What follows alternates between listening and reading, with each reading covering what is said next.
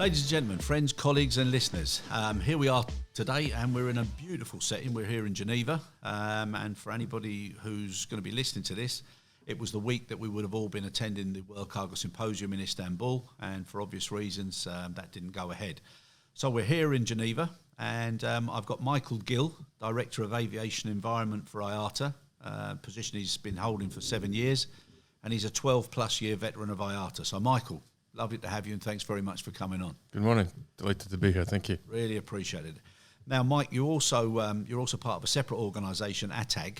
Could you just go through that and give everybody a little bit of understanding as to what that is and what you do behind it, etc.? Yeah, absolutely. ATAG is the Air Transport Action Group. We're a separate association. We were founded about 30 years ago by the airlines working very closely with the major manufacturers because there was a recognition that on certain issues it was in everyone's benefit to have a unified and combined industry position. So now ATAG is made up of representatives of the airlines, the airports, the air navigation service providers, as well as most of the major manufacturers of airframes and engines. And we bring the entire industry value chain together around issues of common interest, and particularly at the moment, our industry's approach to addressing climate change. Yeah. And so back in 2008, it was under the banner of ATAG that the industry agreed a very ambitious and long-term strategy to address its growing impact on climate change, bringing together everybody. It recognizes that this is an industry issue. It affects every part of the industry. And every sector involved in aviation has its role to play as we try and drive ahead with that strategy. So I have the privilege of heading up the ATAG organization. We're also based here in Geneva with a very small but very active team, and we essentially coordinate the industry strategy across the whole of the value chain, as I mentioned. Okay, for somebody like myself, a little bit less technical and probably not as bright as yourself, what does that mean to the punter, the people who are actually travelling on aircraft? I'm assuming it's lighter aircraft, it's more efficient engines, etc. But in just general layman's terms, what would you say is the fundamental focus that you're addressing? It's really a combination of a number of different factors. And as I said, in 2008, we agreed as an industry body with ATAG, bringing all of these different parts together. We agreed that we needed to take a comprehensive and long-term approach to this. And as you say, it's a combination of a number of different things. For example, aircraft technology. It's new lighter aircraft. It's new engine technology. It's the investment that the manufacturers have put into, massive investment they put into R&D over the years, which have now produced the new fleet coming into operation today. So, for example, new aircraft types coming into the fleet today are anything up to 25% more fuel efficient than the aircraft that they're replacing. So that's one part of it. A second part is a focus on operational measures. That's really what do the airlines do once they have these brand new aircraft in the sky? What can they do to operate them in a more efficient manner? That's everything from taxing on single engines to lightweighting the cabin, removing heavy catering trolleys, removing heavy seats, using continuous descent approaches, anything that the aircraft can do to try and squeeze every last ounce of fuel efficiency out of their operations. Then bringing the airports and the NSPs into the conversation, we've been looking and focusing very much on infrastructure improvements. So that's how can you operate at an airport in a more efficient way to reduce your fuel burn, reduce your emissions. Infrastructure also relates to infrastructure in the sky, so air traffic management. How can we fly in more direct routes, avoiding having to fly around national borders or military airspace. And so a lot of that is both pushing the ANSPs to work in a collaborative way with airlines and the airports, but it's also lobbying with national governments for them to implement programs like here in Europe, Single European Sky, or equivalents in other regions. So that's really, as I say, a combination of all the different factors that brings the whole industry together, because there's a contribution from each of them.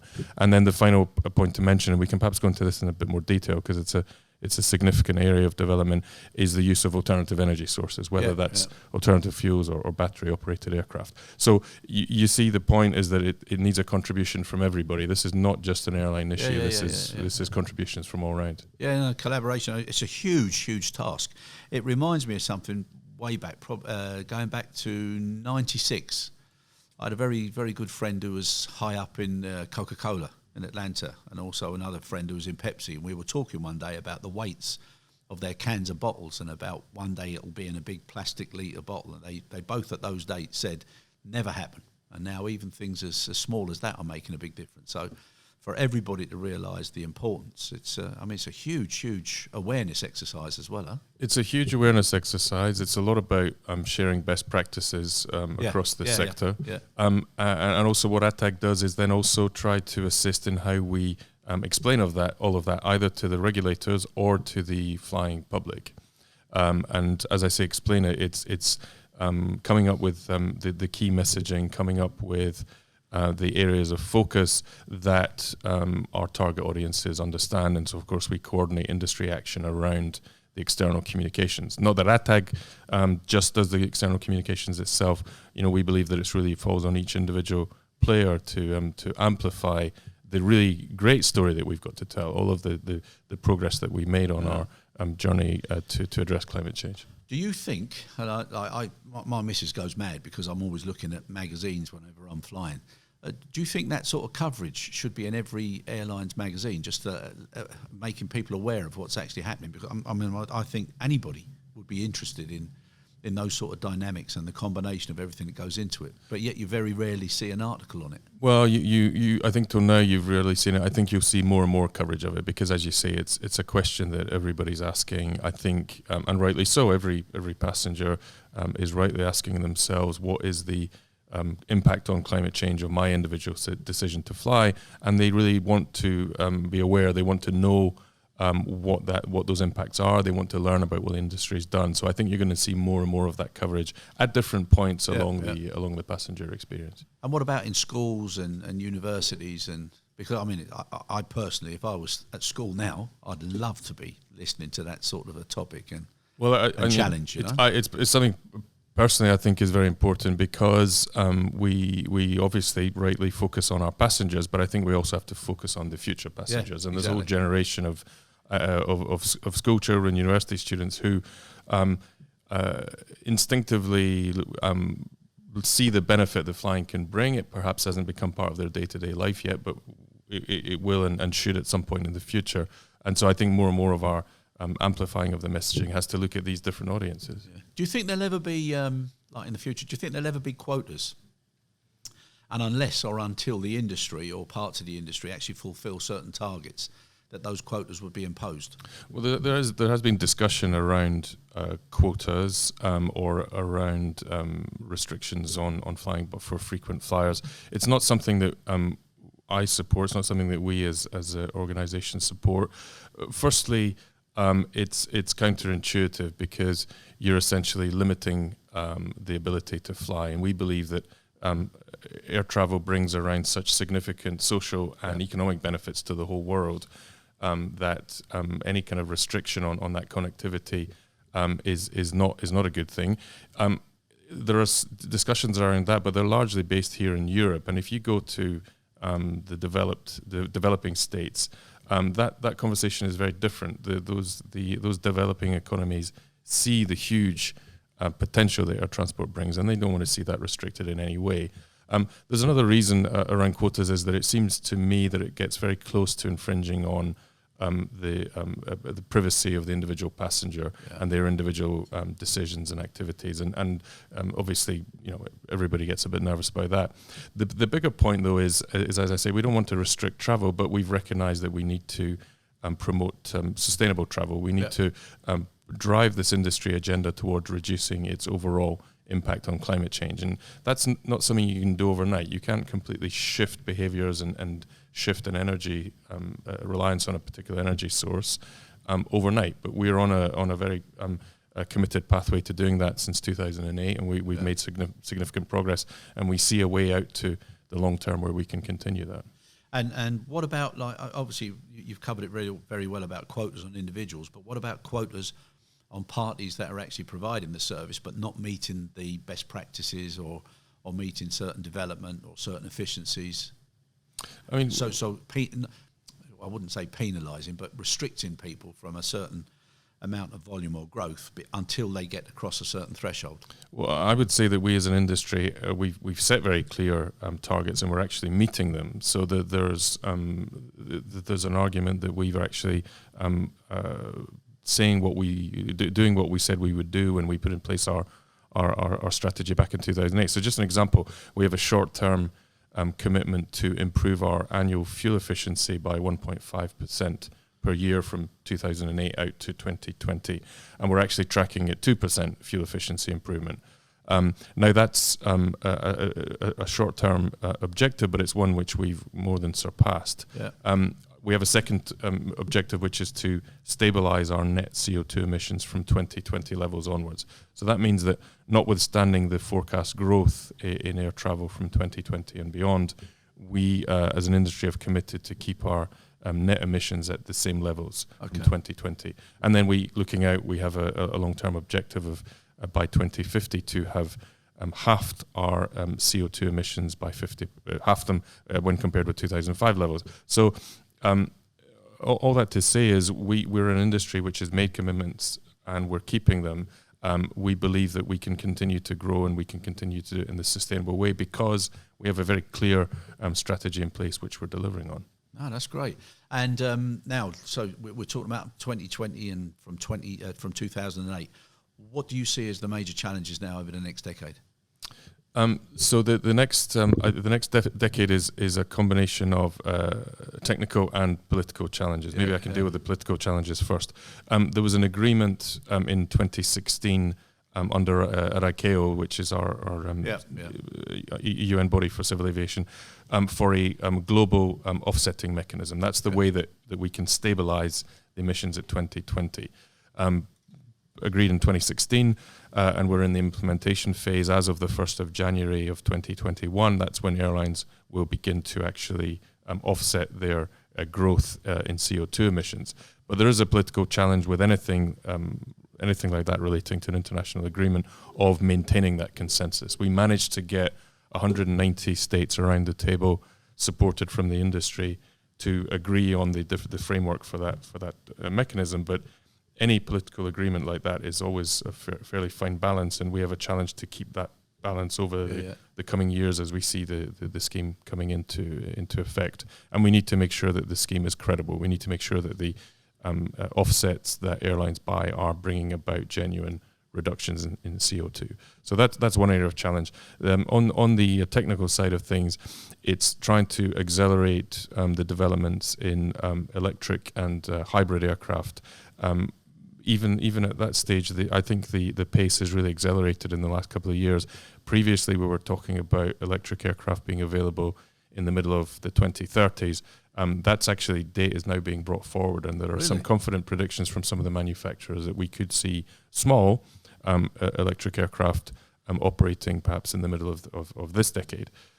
That's on electrification, and the big challenge I see, but it's also where we have the most opportunity, is in the area of alternative fuels. So today we're an industry obviously very heavily reliant on liquid fossil-based fuel as our energy source, but there is now today the technical possibility to produce aviation fuel from purely sustainable sources, whether that's agricultural residues, municipal solid waste, other chemical processes. The fuels are there. They're being produced today on a day-to-day basis. We have regular flights out of a number of airports around the world that have a blend of alternative fuel. The challenge today is purely economic. There's no technical safety barrier. It's just about the economics of it. And that's where I think as an industry, working with the traditional fuel suppliers and with governments, we really need to focus a lot of attention. Yeah, no, and you think that's going to happen, huh? Well, it has to happen. I mean, alternative fuels reduce our overall CO2 impact by anything up to 80%. So that's a huge saving. But we just need to break this vicious circle we're in at the moment, where the volumes being produced are low because there's not the demand, and the demand is low because the price is too high. And so we're working very closely with airlines, but also with the traditional energy companies to try and break that vicious circle, and a number of new entrants, new energy companies who are coming into this as almost as startups, who are coming up with some of the most exciting developments. So I'd say it's something that we have to do, because without it, it's going to be extremely difficult for us to move to a future where the carbon is removed from aviation completely. Like I said, that's huge development there if it's done. Yes, and it's happened in a pretty short space of time. I mean, the first test flight using a blend of alternative fuels was only in 2008, and now Virgin Atlantic flew using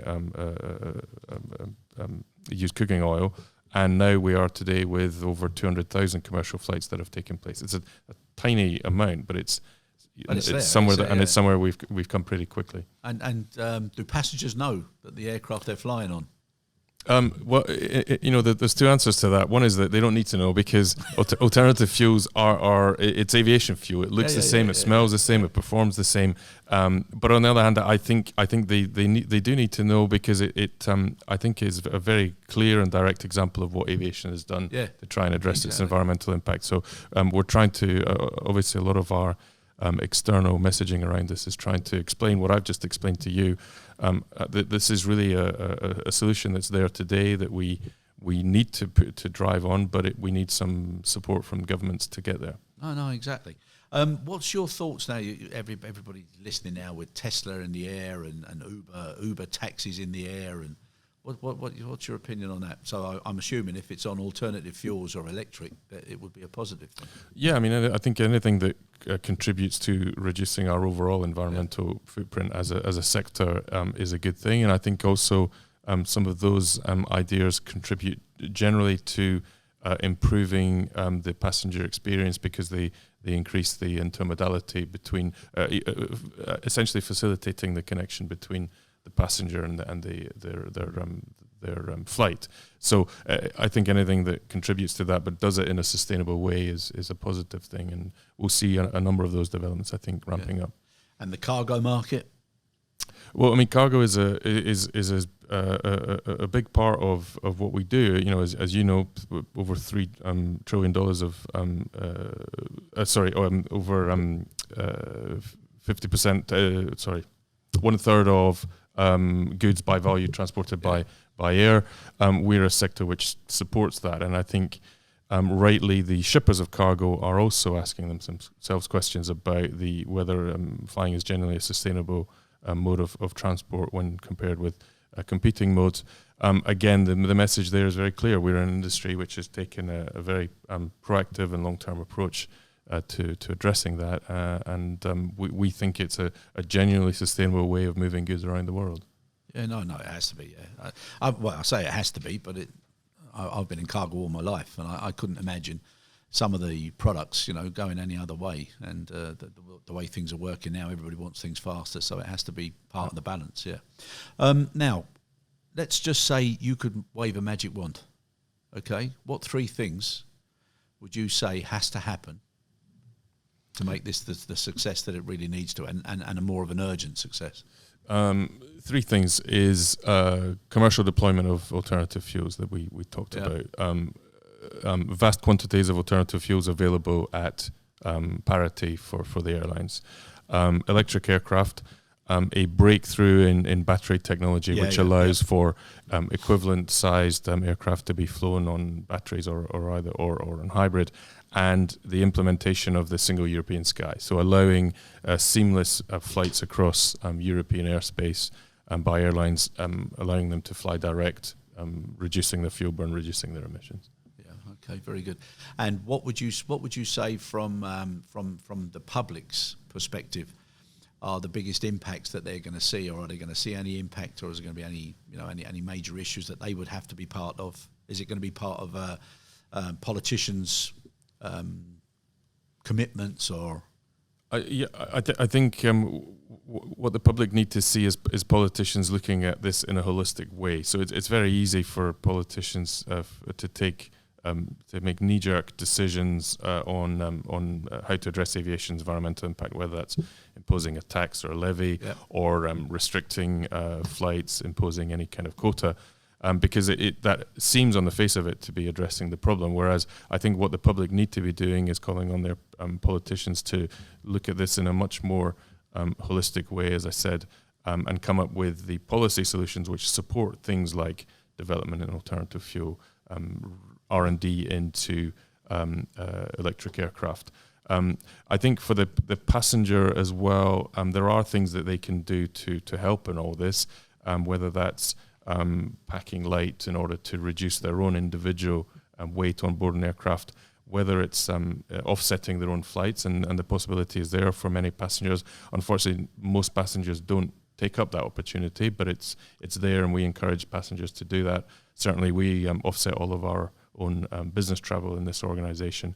And then it's looking at environmental or sustainable ways to complete your whole journey. So that's coming to the airport by train, using public transport to come to the airport or leave the airport on arrival. So there are small things that we can all do.